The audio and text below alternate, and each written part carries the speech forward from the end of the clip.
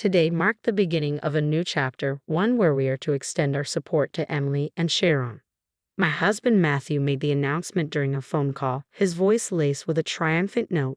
I was caught off guard, left speechless by his sudden pronouncement. It felt as though Matthew's entire world revolved around Emily and Sharon, and I was left questioning my place in his life and the value of our marriage. In response, I forced a cheerful tone, mentioning that their packages had arrived and sharing news of my recent move to a new place. The statement seemed to momentarily silence Matthew, his surprise evident. I'm Elizabeth, a 45-year-old sales professional at a leading firm. Despite the pressure from demanding clients, I find fulfillment in my job, having built long-standing relationships with many of them.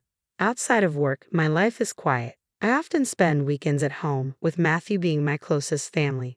My parents have passed away, and though my in-laws live nearby, our interactions are minimal. Matthew enjoys dining out and frequently invites his sister Emily and her daughter Sharon to join him. At first, I resented this preference for their company over mine, but over time, I began to understand the deeper reasons behind his actions. Emily and Sharon had faced hard times, living in a cramped, run-down apartment after the collapse of my father-in-law's business. Matthew's gratitude towards Emily runs deep, as it was her financial support during his education that allowed him to finish college despite the struggles they both faced. Learning more about their situation and Matthew's sense of indebtedness to Emily shifted my perspective. I chose to embrace understanding and let go of my complaints, recognizing his desire to give back to his sister and niece. Though it sometimes leaves me feeling isolated, I have come to accept it as a part of our life together. Matthew's loyalty to his family became even clearer when he shared the news of Emily's divorce and her decision to retain custody of Sharon. Emily has never been an easy person for me, especially after our first meeting when she openly criticized my appearance and style. Still, the latest developments have made me reflect on our family dynamics and my role within them. As Matthew continues to prioritize his sister and niece, I've resolved to support him, hoping that we can continue to uphold family unity despite the challenges. Matthew and his family chose to overlook Emily's rude behavior towards me, forcing me to endure it in silence. He later told me that he planned to visit his parents frequently, emphasizing Emily's fragility compared to my resilience, while expressing concern for Sharon. Despite the sting of his words, I held my tongue, realizing that arguing would only push Matthew further away. With a heavy heart, I simply bid him farewell. As time passed, Matthew's presence at home grew increasingly rare. He often didn't return to the well after midnight during the weekdays, and his weekends were entirely spent away, deepening my sense of isolation. Coming home to an empty, dark house confirmed his absence, exacerbating my loneliness. On the rare occasions when Matthew was home, his behavior became more difficult to tolerate. One day, he shocked me by demanding that I buy a designer bag as a housewarming gift for Emily, justifying it with the news of my upcoming bonus. I questioned the necessity of such a gift, suggesting that he should be the one to purchase it. This suggestion angered Matthew, who insisted that, since I had married into the family, it was my duty to extend such courtesies to Emily. His lecture on family manners lasted for an hour, ending with a stern reminder to ensure that Emily and Sharon received their gift. Afterward, he left, presumably to visit his parents.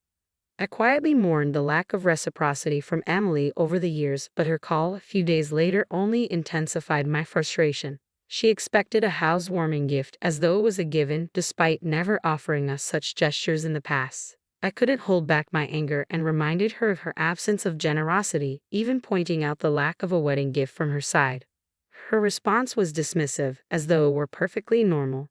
She rationalized her behavior by claiming that family members didn't need to exchange gifts. She even bragged about buying an envelope for us, though it was empty, and had the audacity to complain about the quality of our wedding favors. Reflecting on Emily's sense of entitlement and complete lack of consideration left me speechless. Her brazen attitude at our wedding, paired with her complaints about the price of the gifts, was infuriating. But it was her final remark that stung the most. She saw me as the least important member of the family hierarchy, expecting me to cater to her demands without question. This interaction laid bare the imbalance in our family dynamics, forcing me to grapple with the unrealistic expectations placed on me simply because of my marital connection. I was completely taken aback by Emily's audacity. Before I could process her words, Sharon jumped in, demanding I buy her a bag from an exclusive Fifth Avenue store. She hung up with a dismissive laugh, further underscoring their entitled attitudes. Their expectations left me bewildered and frustrated. Why was I the one constantly burdened with such unreasonable demands? As I thought about it, I realized the situation at home was rapidly deteriorating. Matthew's visits became even rarer, and on the rare occasions he did come home, he began taking money from my wallet. When I protested, he justified his actions by claiming that since I was mostly at home, I wouldn't need the money. He insisted he'd use it for something worthwhile. His disregard for my feelings and finances was draining, and it seemed like the distance between us was growing ever wider. Then one day, a mover unexpectedly arrived at our doorstep, claiming to be there to move items for Matthew. I was left confused and anxious, unsure of what was happening next. I tried to explain that there must have been some mistake, but the mover insisted they had direct instructions from Matthew. Overwhelmed by the sudden influx of boxes, I called Matthew, only to overhear Emily and Sharon's laughter in the background. His response was a shock. He announced that the belongings for Emily and Sharon had arrived because from that day forward, we were going to support them. He dismissed my concerns outright, while Emily eagerly welcomed me to this new arrangement, suggesting that I should be happy to take care of Sharon, since we had no children of our own. Sharon's reaction was equally jarring. She expressed embarrassment at the thought of being associated with me. Stunned by Matthew's unilateral decision and the complete lack of consideration for my feelings, I began to question the viability of our marriage. Matthew's next statement only strengthened my resolve. He casually mentioned that more items and new furniture for Emily and Sharon were on their way, and that I would need to organize everything before their arrival. They would stay at their parents' house until then, leaving me alone to manage the chaos. Emily's laughter, imagining me handling the situation alone, was the final straw. The lack of respect and empathy from Matthew and his family was crystal clear. I was left to ponder the future of a marriage where I seemed like an afterthought, forced to accommodate and support people who showed no gratitude or consideration for my well-being. Sharon's bold demand for careful handling of her precious belongings pushed me to my breaking point, and I was itching to end the conversation with a curt, "All right." Without another word, I hung up, my heart a mix of frustration and determination. No sooner had I put down the phone than I sprang into action, ready to change my situation. 2 weeks later, Matthew called, eagerly inquiring about the additional baggage and whether I had organized everything. His voice carried an anxious tone, no doubt curious about the state of our home.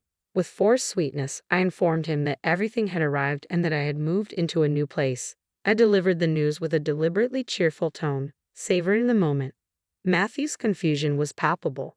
His stunned silence spoke volumes. Indeed, on the day Emily and Sharon's possessions arrived, I had already begun to take control of my own future. I didn't waste a moment. I rushed to a local real estate agency, determined to find a place to stay immediately. Despite the agency's initial hesitations, concerned about typical move-in procedures and ongoing renovations, my persistence paid off. I was shown a shared residence with secure entry, shared amenities, and utilities included, making it ready for me to move in right away. The fact that it came with cleaning services and furnished rooms made it even more appealing. After seeing the last available room, I decided on the spot it was perfect. When I called Matthew to break the news, his reaction was one of shock and disbelief. He couldn't grasp the idea of me moving out. He insisted that, as a married couple, my actions were absurd and demanded an immediate apology, urging me to return. In the background, Emily and Sharon's panicked and angry voices only added to the chaos. Matthew, in an attempt to assert control, threatened me with the consequences of a divorce, implying I would struggle to find someone else due to my age and appearance. Their cruel taunts were meant to demean me, but they only made me more resolute. In a twist, I confronted Matthew with knowledge of his affair. Caught completely off guard, his flustered response confirmed my suspicions. It was clear he had underestimated me. Despite his betrayal and the collective disrespect from him and his family, I stood my ground. I reminded them of the strength and independence they had overlooked. My decision to move out wasn't just about escaping their toxicity, it was about reclaiming my dignity and starting anew, free from their selfish demands and unkind judgments. I informed Matthew that I had enlisted the services of a private investigator. Given his frequent absences, I suspected he might be having an affair. My intuition was right. Within 5 days, the investigation was completed, revealing Matthew's daily rendezvous with his mistress after work. The times he claimed to be dining out with Emily and Sharon were merely a cover for his days off. The investigator had captured numerous photos of Matthew and his mistress, showcasing their intimacy. I couldn't help but reveal the truth with a mix of amusement and disbelief. The evidence collected painted a clear picture of Matthew's deceit, showing that the funds he had been extracting from my wallet were likely being used to finance his escapades. With photographic proof in hand, I made up my mind to divorce Matthew, determined to seek alimony from him, and perhaps from his mistress as well. I confidently informed Matthew of my plans, including the dispatch of a certified letter to both him and his mistress at their workplace. The affair would no longer remain a secret. When I visited a law firm with the evidence, even the attorneys seemed taken aback by the compelling case against Matthew. Matthew's reaction to the impending exposure was one of fury and disbelief, especially at the thought of his office colleagues learning of the affair through the certified letters. Emily's anxious inquiry into Matthew's well-being hinted at her deeper motives, as she had expected to live comfortably off her hard work while maintaining a leisurely lifestyle. Matthew's silence in response to Emily and Sharon's concerns only underscored his dilemma. He had not only betrayed me but had also jeopardized his financial stability and relationships. I pointed out to Matthew the likelihood of his financial ruin, as indicated by the investigator's report on his lavish spending on his mistress, including expensive gifts that hinted at potential debt. Emily and Sharon's outcry was loud and accusatory, berating Matthew for his actions and expressing their disdain for his choices.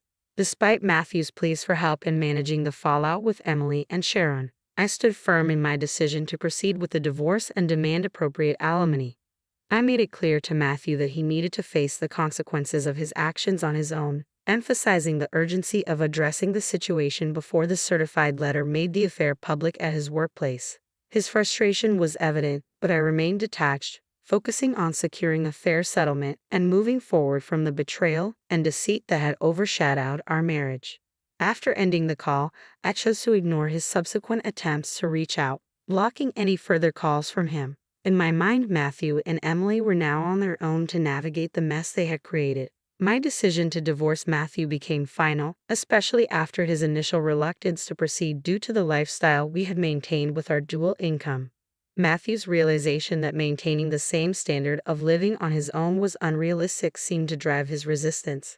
However, armed with undeniable proof of his infidelity, I firmly communicated my refusal to consider reconciliation and threatened legal action if he continued to oppose the divorce.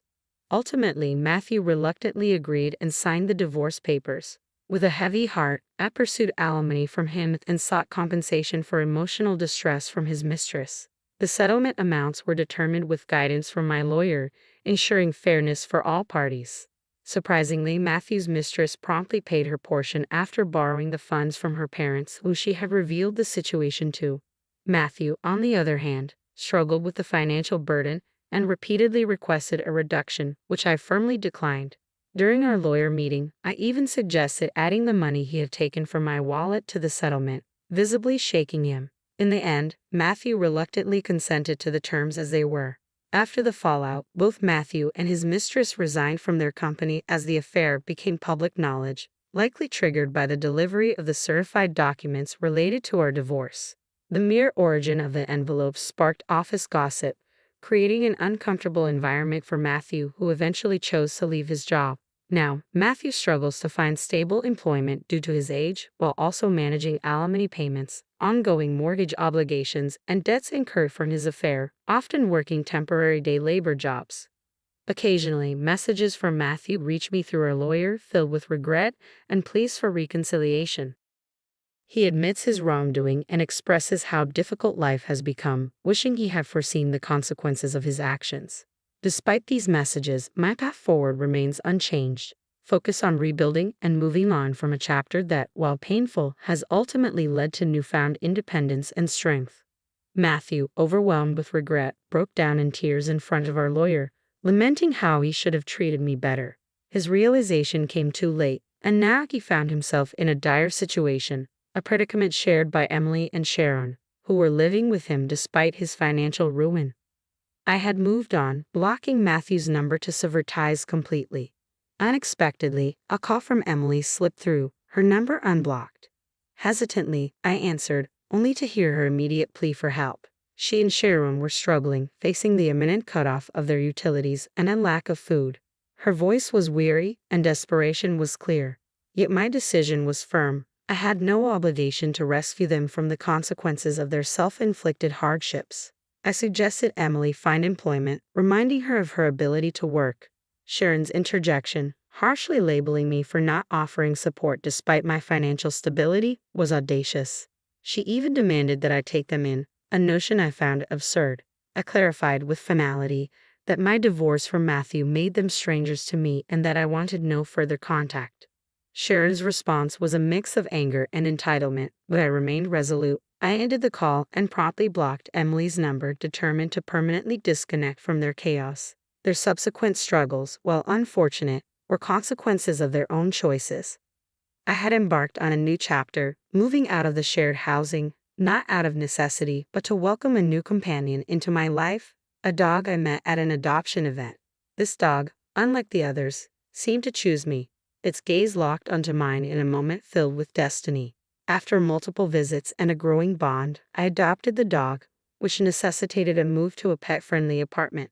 Dogs offer loyalty and joy that human relationships sometimes fail to provide, and my new home is now filled with the unconditional love of my dog, who eagerly responds to my call.